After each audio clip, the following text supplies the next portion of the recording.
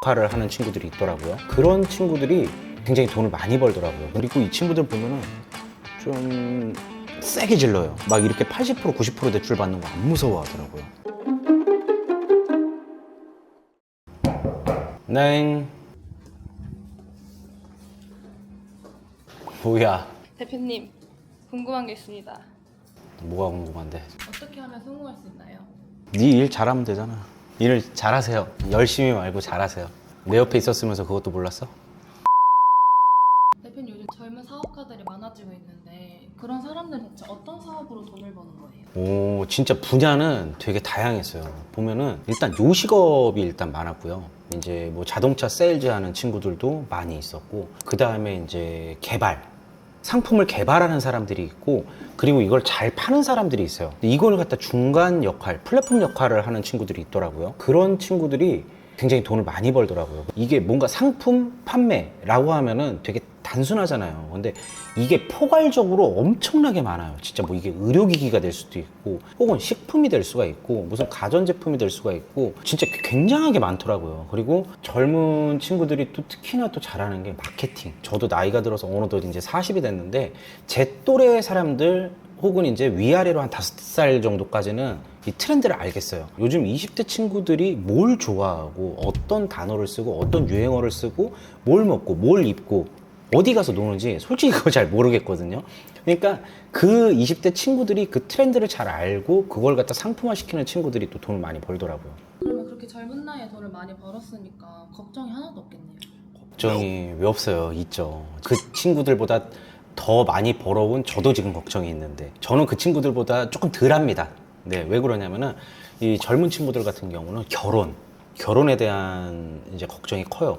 지금까지는 본인 혼자 스스로 먹고 사는데 지장이 없고, 본인 혼자 스스로 쓰고 여행 다니고 이런 거에 대한 이제 걱정이 없고, 그리고 부모님 집에서 살아도 되니까 아직까지는 거주지에 대한 거를 스스로 해결을 안 해도 되잖아요. 그런 게 없다 보니까 본인 스스로만 생각을 하니까 이제 뭐 걱정이 없는데, 지금부터 이제 그 친구들이 걱정하는 거는 결혼에 대한 걱정, 가정을 일궈야 되고, 아이를 낳아야 되고, 집도 사야 되고, 네, 그리고 이제 사업을 하면서 이 사업이 영원할 수는 없잖아요. 그런 거에 대한 걱정이 있더라고요. 네. 그분들은 그러면 그런 걱정을 어떤 식으로 해결하시는 거예요? 그 걱정되는 부분에 반대점을 이제 준비를 하죠. 그래서 이 친구들이 이제 저희 같은 이제 30대 뭐 중반, 후반, 40대 이런 사람들을, 선배들을 찾아서 조언을 구하는 게, 네, 그래서 이제 이렇게 찾아오지 않나 생각을 합니다. 그럼 그분들은 왜 사업에만 제트다 하시는 거예요? 다른 거 안 하시고? 그게 사업이라는 게 보면은 이렇게 활성화, 진짜 잘 되기 전까지는 이 시행착오의 반복이에요. 시행착오의 반복. 사업은 끝이 없어요. 계속 성장하는 거예요. 우리가 학창 시절 때 보면 유치원, 그리고 초등학교, 중학교, 고등학교, 대학교, 대학원 이렇게 하고서 이제 끝이 나잖아요. 근데 우리가 공부가 사실 그 대학원 졸업한다 그래서 끝나나요?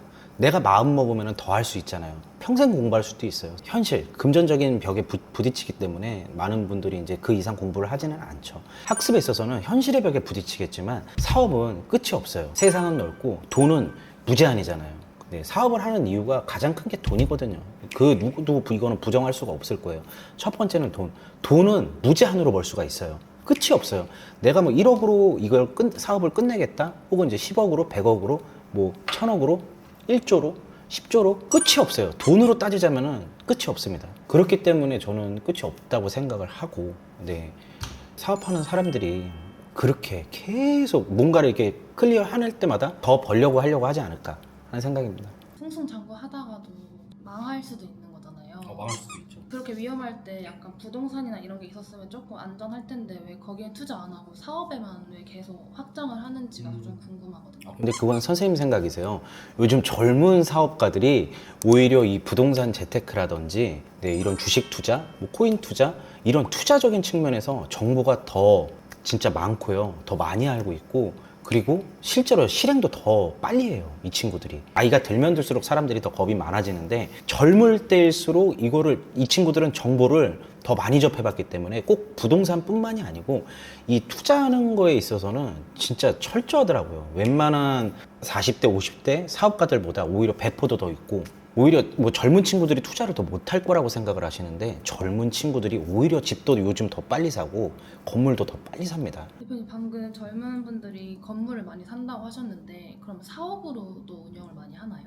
거의 대부분 이제 사옥을 전체를 쓰지는 않아요. 이 친구들의 사업 규모가 물론 이제 사람마다 다르기는 한데 그렇게까지 크지는 않습니다.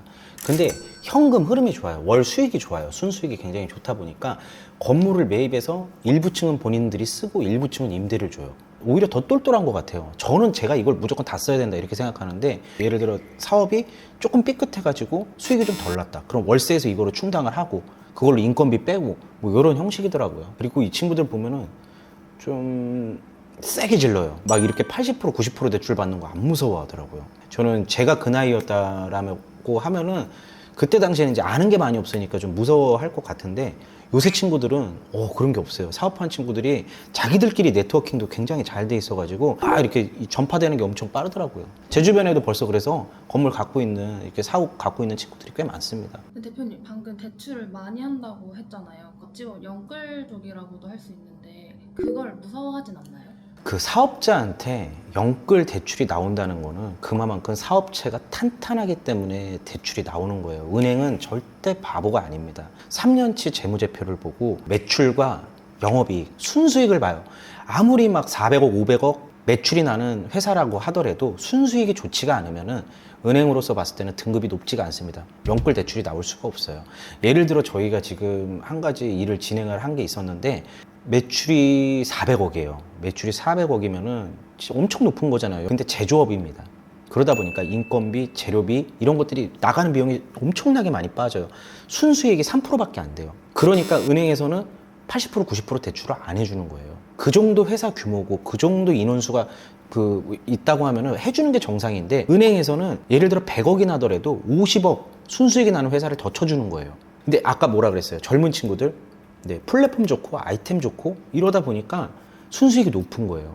벌어들이는 수익이 있으니까 아무리 대출을 받더라도 어쨌든 내가 1,000만 원 월세 내야 될 거 뭐 예를 들어 1,200, 1,500 이자를 내더라도 200, 500 정도는 더 벌 수 있다 이거죠. 그리고 내 거가 주는 그 행복감을 이 친구들이 알아요. 우리가 어렸을 때는 그렇잖아요. 부모님들한테 아껴 써라. 과소비하면 안 된다. 이렇게 우리가 그 학습을 받으면서 자랐잖아요. 저희는 이제 나름 어려운 시절을 겪으면서 컸으니까. 근데 요즘 젊은 친구들 같은 경우는 솔직히 뭐 배고파서 굶는 친구들 없고 영양실조 걸리는 친구 없고 진짜 사회가 너무 좋잖아요. 그러다 보니까 현명하게 똑똑하게 돈 버는 법, 소득이 좋다면은 대출을 받아도 된다는 거. 그리고 살 때 좋은 걸 사야 된다는 거를 이 친구들이 무의식적으로 알더라고요.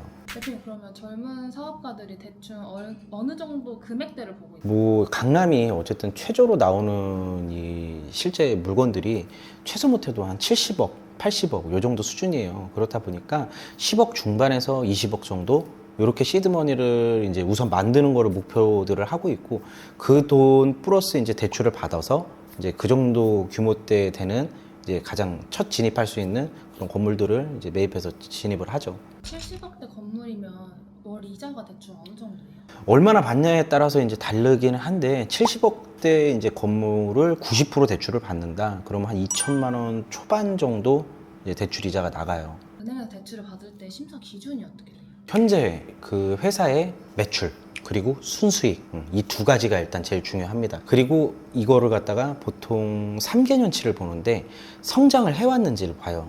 첫 해에는 뭐 매출이 5억이었다. 그 다음에는 10억이었다. 그 다음에는 20억이 됐다. 성장해온 스토리를 보고 발전적으로 계속 나아갈 수 있는지 그거를 봅니다. 어쨌든 매출과 순수익 이게 제일 중요하다. 그리고 세금을 아끼려고 하지 마시고 많이 벌었으면 많이 내세요. 이것들이 당장은 아까울지 몰라도 나중에 내가 이 뭔가 부동산을 살 때 다 도움이 되거든요. 세금을 많이 내면 좋은가요? 그럼요. 많이 내세요. 모범 납세자가 될 겁니다. 그 돈으로 우리 주변에 어려운 이웃들이 다 복지를 누리고 이렇게 사는 거고 여러분들이 사는 지역에도 다 발전이 되지 않습니까? 세금 많이 내세요. 아까워하지 마세요.